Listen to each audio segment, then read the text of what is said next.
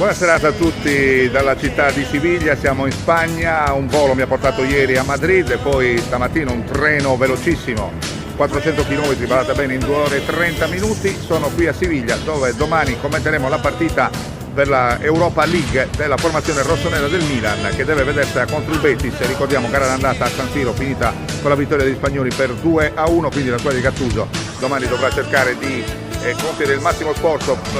per cercare di vincere qui in terra spagnola. Seguiremo la partita ma seguiremo anche tanti altri servizi da questa città meravigliosa, piena d'arte,